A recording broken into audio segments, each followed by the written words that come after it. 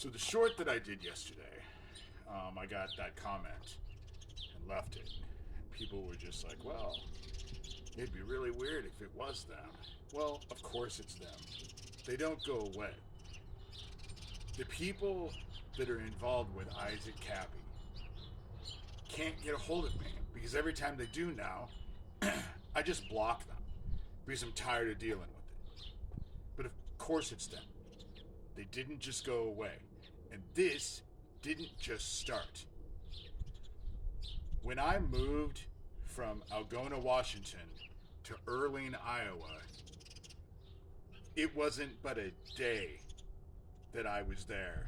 And I was already getting emails from Doug Mesner, aka Lucian Greaves, founder of the Satanic Temple, and his group, that they were already set up in Earling before I even got there. And they would send me emails about things that were going to happen, and then those things would happen. So I started sending all those emails to Shelby County, Iowa, Sheriff Neil Gross. He was getting those emails. And in fact, Neil brought me into his office and recorded an interview with me.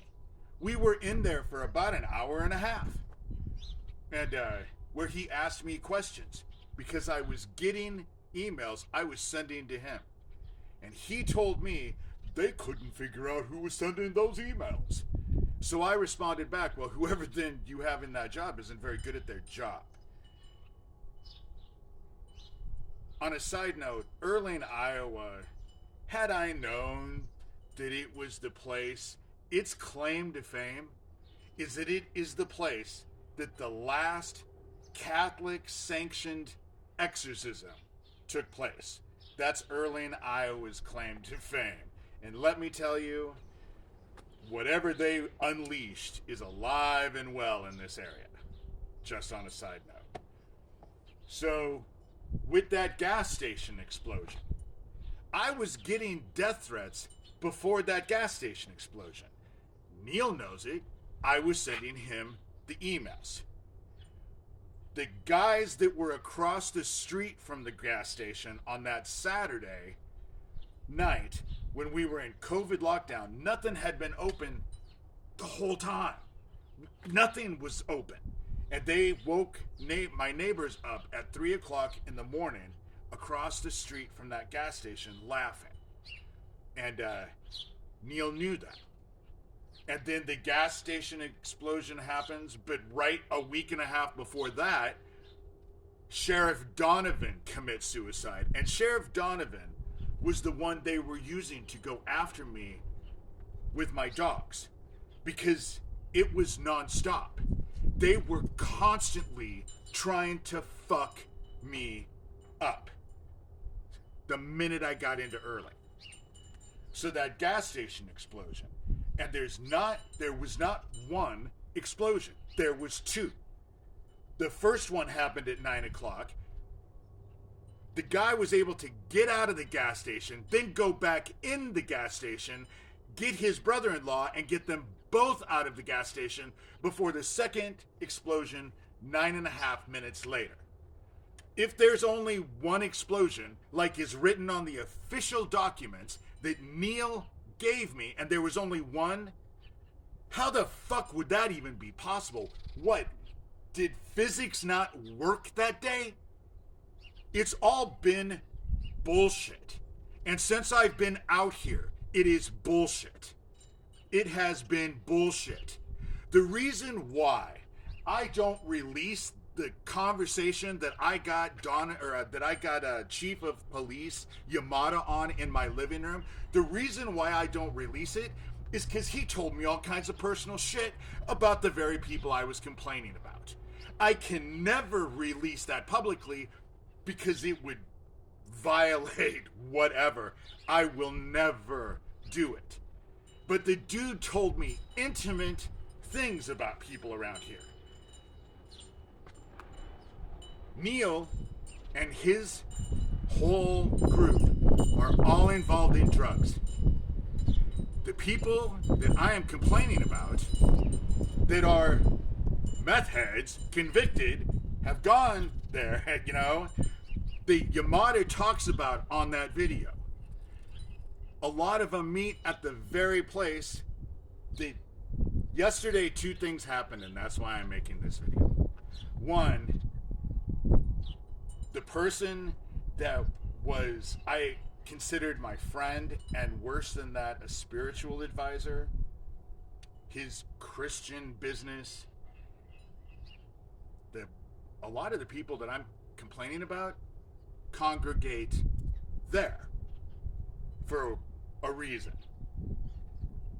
That's the reason why I find it so fulfilling that I pissed off one of them that works at this place so bad that they let the cat out of the bag early, that they were trying to set me up however way. It has been non-stop. Breaking into my house at will and doing what the fuck they do, that's just incidental shit. It has been non-stop. And the reason why Yamada did what he did is because they were trying to say that I was going after them instead of the other way around and wanted to get a protection order. That is the reason why the very person that I complained about, I have on video giving me their phone number 4 times. Let alone the deputy female that came between what I got on Yamada and the other. It was like the Keystone Cops, and all of it is on video, you know? So I don't know what to say, but I find it interesting that the very people who are connected with Isaac Cappy, who came after me, found me, sought me out 6 months ago when I started talking about my friend Isaac and what happened to him, are in such good graces with my sheriff. And they are, obviously. They send emails that I've sent out, and they've done videos and all of that. And my question is, when this group was telling me they were in my town and sending me pictures of things in my town, at the very same time my friend drops over, perished, did my sheriff know they were in town? That's my question. Because he knew about the death threats from the very beginning of that gas station. He knew exactly what was going on when I got into Erling, Iowa. He knew everything. You only have to go look at my emails, because you can see what the shit I've sent to him. So I'm more than willing to have investigators look into my emails and see what the fuck I have sent him throughout the years.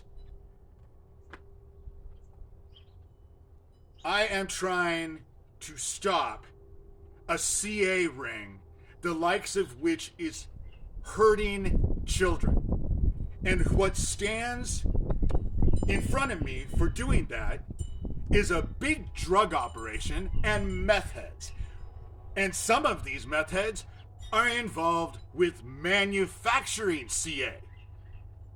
And so that's the group that's better than me out here. They like them better than me. And I'm just trying to save kids.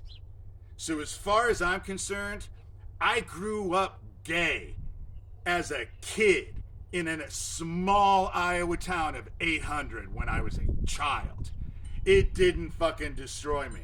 So this shit, this campaign, and the names